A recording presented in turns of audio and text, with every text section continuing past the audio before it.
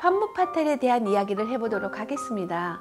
판무파탈은 아주 아름다운 여인의 혹해서 남자들이 위험을 무릅쓰고 취하는 이야기를 우리는 판무파탈이다 라고 하고 있어요. 얼마나 아름다우면 판무파탈이다 라고 이야기할까요?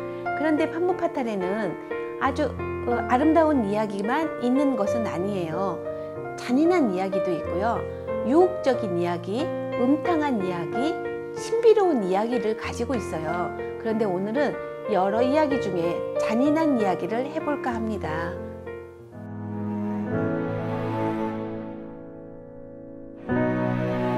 잔인한 이야기 살로메와 유디트예요. 그래서 어디든지 가면 유디트, 살로메, 살로메, 유디트 이렇게 이야기를 하는데요. 살로메는 왕의 딸이에요. 그러니까 공주였던 거죠. 그런데 아버지는 히로데, 엄마는 헤로데아라고 알려져 있어요.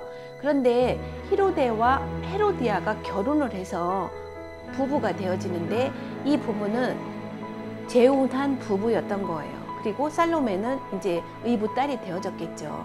그런데 이렇게 재혼을 하면서 동생을 죽이고 결혼을 했기 때문에 많은 사람들에게 지탄을 받아요. 특히 요한은 너무 부정한 형수다라고 이야기를 해서 자기가 아주 곤란을 겪게 되는 헤로디아예요. 그랬더니 헤로디아는 요한을 죽이고 싶었던 거죠. 그런데 요한은 이미 많은 사람들에게 그 존경을 받고 있기 때문에 아무리 왕이라 하더라도 왕비라 하더라도 요한을 죽일 수는 없었던 것 같아요. 그래서 요한이 감옥에 갇히게 되어지는 거예요. 그런데 분이 풀리지 않았던 헤로디아는 자기 딸을 꼬시는 거예요. 살로메야, 아버지 생일날 춤을 추고 아버지에게 소원을 있다고 말해라. 그러니까 무슨 소원이에요? 그러니까 이렇게 하다라고 헤로디아와 살로메가 공모를 하게 되어지는 이야기예요. 히로데 왕의 연회날 너무나 고혹적인 자세로 나타난 살로메가 춤을 추기 시작해요. 너무나 유혹적이고 너무나 아름다운 이 모습에 취했던 헤로데 왕은 딸에게 이야기를 해요. 너의 소원이 무엇이냐? 너의 소원을 다 들어주겠다. 그랬더니 이 살로메가 무엇을 이야기하느냐? 요한의 목을 쳐달라고 하는 거예요. 이미 여러 사람 앞에서 왕과 공주가 약속을 했기 때문에 이 요한의 목을 쳐서 은쟁반에 바쳐지는 이야기가 살로메의 이야기가 되겠어요. 이 그림을 살펴보면 지금 살로메가 춤을 추고 있는데 너무 아름다운 모습이죠. 반라의 모습으로 주인공이 되어져서 춤을 추고 있는 모습이 되겠고요. 그 그림상에 둥그렇게 떠 있는 모습을 보면 이 모습은 잘라진 요한의 목이에요. 그리고 그 바닥에 보면 그 연꽃이 하나 늘어져 있는데요. 이 연꽃은 성적 욕망이 강한 사람들을 좀 더 업시키어지는 역할을, 최음제 역할을 하는 것이 연꽃이거든요. 그 바닥에 널려져 있는 연꽃으로 보아 의붓 아버지에게 잘 보여서 결국 살로메를 은쟁반으로 받는 이야기가 살로메의 이야기가 되겠습니다.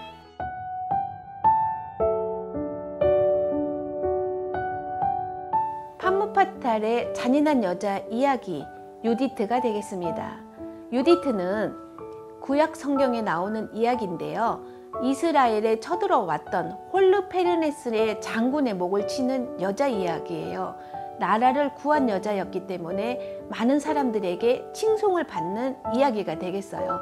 그래서 이렇게 잔인한 이야기는 많은 화가들에 의해서 글을 그려지게 되는데요. 이 그림 속에 나타나는 카라바조의 그림을 좀 더 살펴보도록 하겠습니다. 카라바조가 그린 유디트는 굉장히 애띤 여자의 모습으로 보여져요. 도저히 남자의 목을 칠 여자같이 느껴지는 않죠. 이렇게 17세기에는 엉뚱한 이야기, 아주 삐뚤어진 이야기를 그림 속에 넣는 것이 그 시대의 유행이었다라고 알려져 있어요. 10대 소녀가 홀르페르네스의 장군의 목을 치는 이야기가 그림 속에 등장하게 되어져요. 이렇게 그 적의 여자를 취한 홀르페르네스의 말로는 결국 목을 치고 있는 장면이 되어지는 거죠. 그러면 다른 작가들을 좀 더 살펴볼까요? 아르테미시아 젠틀레스키 이야기가 되겠습니다. 아르테미시아 젠틀레스키는 아버지 친구 미술 선생님에게 폭행을 당해요. 성폭행을 당하고 나서 교도소에 갇히게 되는데요.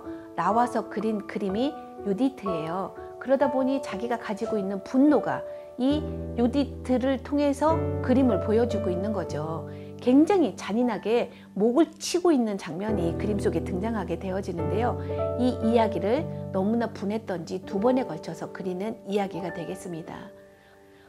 또 한 번 20세기에 그럼 유디트는 어떻게 되었을까요? 이렇게 나라를 구한 전사의 이미지가 더 강했다면 클림트가 그린 그림은 이 홀르페르네스와 유디트가 성관계 후 아주 에로틱한 장면을 그림으로 표현한 것이 클림트의 유디트가 되겠습니다.